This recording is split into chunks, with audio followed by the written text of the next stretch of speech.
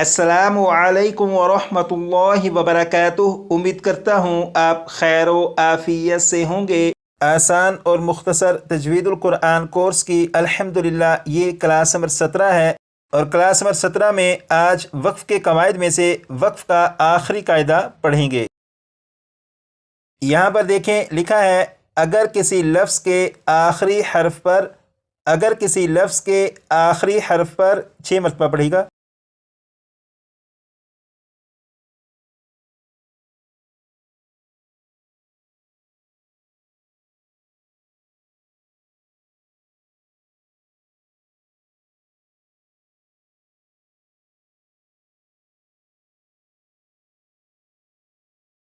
अब यहाँ से पढ़ेंगे तशदीद हो तो, तशदीद हो तो इसे भी 6 मरतबा पढ़ेगा।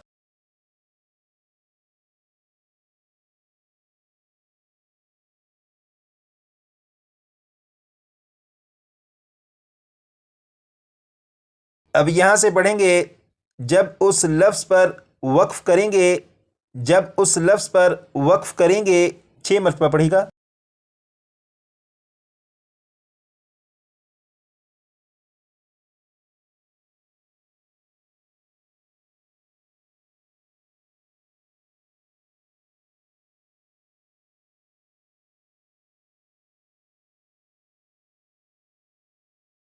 अब यहाँ से पढ़ेंगे तो सिर्फ तशदीद को पढ़ेंगे, तो सिर्फ तशदीद को पढ़ेंगे 6 मरतबा पढ़ेगा।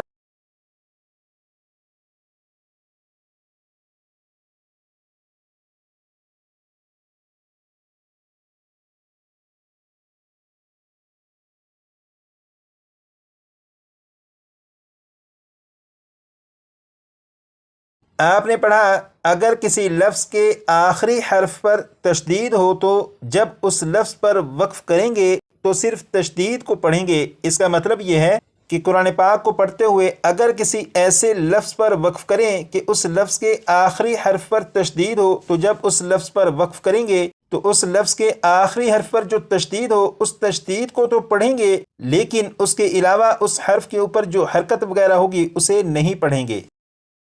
जैसे यहाँ पर आप देखें, ये जो लफ्ज़ है बिस्मिल्लाहिर्रहमानिर्रहीम, ये लफ्ज़ लिखा है कुल्ला कुल्ला कुल्ला, लेकिन जब इस लफ्ज़ को वक्फ में पढ़ेंगे तो लाम के ऊपर जो ज़बर है इस ज़बर को नहीं पढ़ेंगे और ये लफ्ज़ पढ़ा जाएगा कुल कुल कुल। इसी तरह यहाँ पर देखें, ये जो लफ्ज़ है इस लफ्ज़ का आखिरी हर्फ नून, और नून के ऊपर तशदीद है, और आपने क्लास नंबर 2 में पढ़ा था कि नून मुशद्दद और मीम मुशद्दद में हमेशा गुन्ना होता है। तो इस लफ्ज़ को जब पढ़ेंगे तो इसके आखिर में जो नून मुशद्दद है इसमें गुन्ना करके पढ़ेंगे और इस लफ्ज़ को पढ़ा जाएगा लाकिन्ना लाकिन्ना।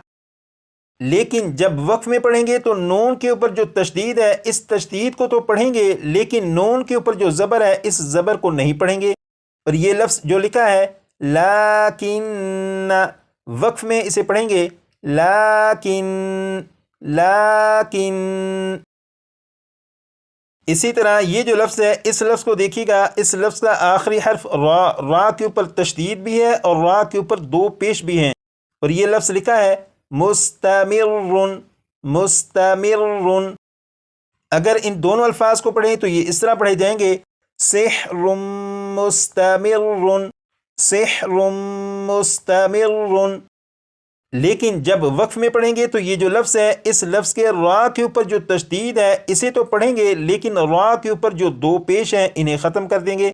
और ये जो लफ्ज़ है मुस्तमिर्रुन, वक्फ में ये पढ़ा जाएगा मुस्तमिर मुस्तमिर सिहरुम मुस्तमिर सिहरुम मुस्तमिर। ये जो लफ्ज़ है इस लफ्ज़ को जब वक्फ में पढ़ेंगे तो लाम के ऊपर जो ज़बर है इसे नहीं पढ़ेंगे। इस लफ्ज़ को जब वक्फ में पढ़ेंगे तो नून के ऊपर जो ज़बर है इसे नहीं पढ़ेंगे। इस लफ्ज़ को जब वक्फ में पढ़ेंगे तो रा के ऊपर जो 2 पेश हैं इन्हें नहीं पढ़ेंगे। तो सवाल यह है कि ऐसा क्यों? तो इसका जवाब यह है कि हमने कायदा यहाँ पर यह पढ़ा, अगर किसी लफ्ज़ के आखिरी हर्फ पर तशदीद हो तो जब उस लफ्ज़ पर वक्फ करेंगे तो सिर्फ तशदीद को पढ़ेंगे, تو اس قاعدے کے مطابق جب ہم نے ان تینوں الفاظ کو وقف میں پڑھا تو ان تینوں الفاظ کے آخری حروف پر جو تشدید ہے اسے پڑھا اور بقیہ جو علامات ہیں انہیں نہیں پڑھا۔ یہ والا جو قاعدہ ہے یہ آپ نے کلاس نمبر 16 میں پڑھا تھا۔ کھڑا زبر، حروف مدہ اور ساکن حرف وقف میں تبدیل نہیں ہوتے۔ یہ جو لفظ ہے اس لفظ میں لام کے اوپر کھڑا زبر ہے، تو اس لفظ کو اگر بغیر وقف کے پڑھیں تو یہ پڑھا جائے گا وَتَوَلَّا وَتَوَلَّا، لیکن جب وقف میں پڑھیں تو وقف میں بھی یہ اسی طرح پڑھا جائے گا وَتَوَلَّا، یعنی وقف اور بغیر وقف کے دونوں صورتوں میں یہ اسی طرح پڑھا جائے گا۔ تو ایسا کیوں؟ اس کی وجہ یہ ہے کہ قاعدہ یہ ہم نے پڑھا کہ کھڑا زبر، حروف مدہ اور ساکن حرف وقف میں تبدیل نہیں ہوتے، تو یہاں پر کیونکہ لام کے اوپر کھڑا زبر ہے اس لیے جب یہاں پر وقف کریں گے تو کھڑا زبر کو پڑھیں گے۔ یہاں پر دیکھیں یہ پارہ نمبر 30 ہے، اور پارہ نمبر 30 میں یہ جو ریڈ کلر کا نشان ہے یہاں پر توجہ دیجیے گا۔ یہ جو لفظ ہے یہ ہے یزکا، اگر اسے وقف میں پڑھیں تو وقف میں بھی اسی طرح پڑھا جائے گا، اس میں کوئی تبدیلی نہیں ہوگی، اور وقف میں بھی یہ پڑھا جائے گا یزکا۔ تو اس لفظ کے آخری حرف پر وقف میں اس لیے کوئی تبدیلی نہیں کریں گے کیونکہ یہاں پر کاف کے اوپر کھڑا زبر ہے، اور جب وقف کریں گے تو کھڑا زبر کو پڑھیں گے۔ لیکن یہاں پر سوال یہ ہے کہ ہم نے آج کی کلاس میں جو قاعدہ پڑھا وہ یہ ہے کہ اگر کسی لفظ کے آخری حرف پر تشدید ہو تو جب اس لفظ پر وقف کریں تو صرف تشدید کو پڑھیں گے۔ تو یہاں پر کاف کے اوپر تشدید بھی ہے اور کھڑا زبر بھی ہے، تو جب یہاں پر وقف کریں گے تو ہونا تو یہ چاہیے تھا کہ کاف کے اوپر جو تشدید ہے اسے پڑھتے، کھڑا زبر کو نہ پڑھتے، لیکن ایسا نہیں کیا۔ تو اس کی وجہ کیا ہے؟ اس کی وجہ یہ ہے کہ تشدید کا جو قاعدہ ہے وہ بھی اپنی جگہ پر بالکل درست، کھڑا زبر کا جو قاعدہ ہے وہ بھی اپنی جگہ پر بالکل درست، لیکن یہاں پر دونوں قاعدے اکٹھے آ چکے ہیں۔ تو جب ایسا ہو کہ یہ دو قاعدے اکٹھے آ جائیں تو پھر تشدید کے قاعدے کے مطابق عمل نہیں کریں گے بلکہ کھڑا زبر کے قاعدے کے مطابق عمل کریں گے، اور وقف میں کھڑا زبر کے قاعدے کے مطابق کھڑا زبر کو ایک الف کے برابر کھینچ کر پڑھیں گے۔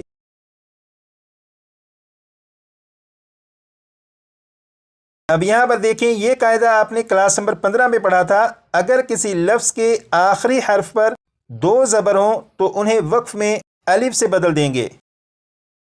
جیسے یہاں پر آپ دیکھیں یہ جو لفظ ہے یہ ہے الفافن، یہاں پر فا کے اوپر دو زبر ہیں، تو جب یہاں پر وقف کریں گے تو دو زبر کو الف سے بدل دیں گے، اور یہ جو لفظ ہے الفافن، یہ الفافن نہیں پڑھا جائے گا بلکہ وقف میں یہ پڑھا جائے گا الفافا۔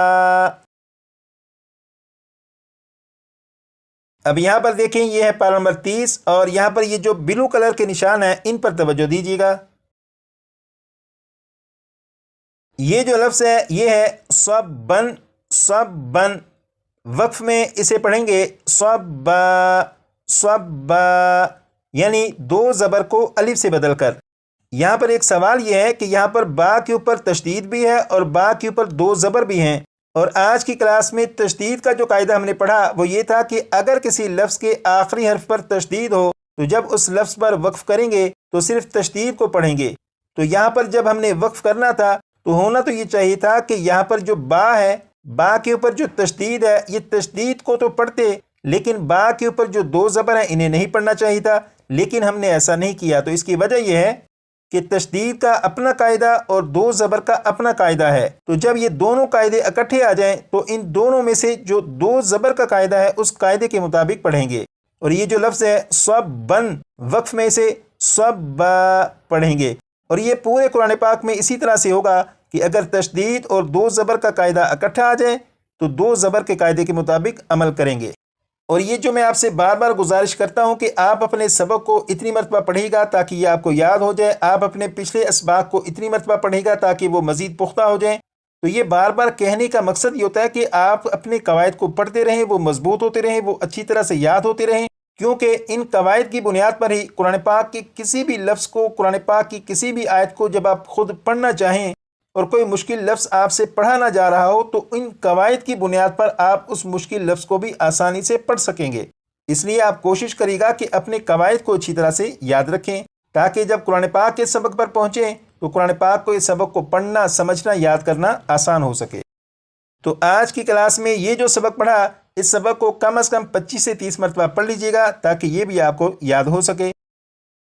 اور آپ نے اب تک وقف کے جتنے قاعدے پڑھے انہیں کلاس کے آخر میں لگا دیتا ہوں تاکہ آپ ان کی بھی دہرائی کر سکیں۔